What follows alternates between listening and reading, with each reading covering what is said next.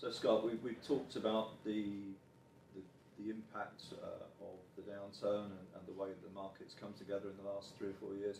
How are you seeing that reflected in the auctions market itself, and what sort of trends are you seeing in terms of the auction rooms? Because I can remember attending some auctions 4 or 5 years ago, and they were not that well attended, but clearly there's been a much more positive situation in the last year or two. What are you seeing? I'd echo that exactly. We're seeing some very, very busy rooms, and they're reflected certainly in the auction sales figures, with the percentages going up from what was probably mid-60s right through now to, I think, an average of something just short of around 80% of sales success.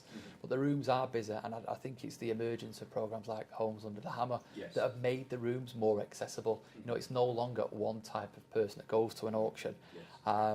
There are so many varieties, ranging from those that are considered somewhat young right through to couples, people that are looking to purchase because maybe their pension doesn't set their expectations and are looking to move into property, especially with the reforms around pensions and so on and so forth. But it's now all types of people, almost all ages, of course, over the age of 18, but there's all types that go into the room.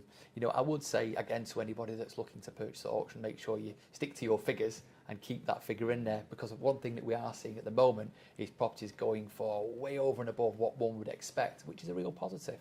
I mean, looking at figures, again, speaking around the market, certainly the last few months, our figures over the last quarter have increased 25%. And these, again, echoed, in other organisations in our industry, our competitors, which, again, is a massive positive. The amount of competition in the market is increasing. That's fantastic, because it shows the buoyancy again. I think we've gone slightly beyond the green shoots now of recovery. The amount of positivity that is in the market and that is out there. So can you just clarify on the 25% that you're seeing? Is that volume or individual transactions? It's over volume on what we've seen, obviously, on the previous quarter. There is certainly an acceleration that falls very much in with our aspirations of business. Fine. And you mentioned that obviously a much broader spectrum of attendee in the auction rooms. Most of my subscribers will be of the more experienced category, either landlords that have got reasonable portfolios, some of them very large portfolios, but also professional investors who are full-time and they're buying stock, they're either adding value, some of them trade, some of them are doing the refurbishment, and some of them are building out. So at auction now, what sort of trends are you seeing perhaps for the more professionally minded investor stroke landlord? What type of stock are they now looking at perhaps that they weren't looking at a few years ago? It's certainly an evolution in mindset, whereas your landlord may have initially looked at your typical buy-to-let, if you will, bread and butter property, are now looking for a little bit more diversification. We're seeing, certainly with the commercial market, people looking for things like change of use. Again, a great way, potentially subject to the correct plannings and so on and so forth, of adding value to a property, changing it to residential, changing to HMO, etc. Also, there is mixed use, semi-commercial property.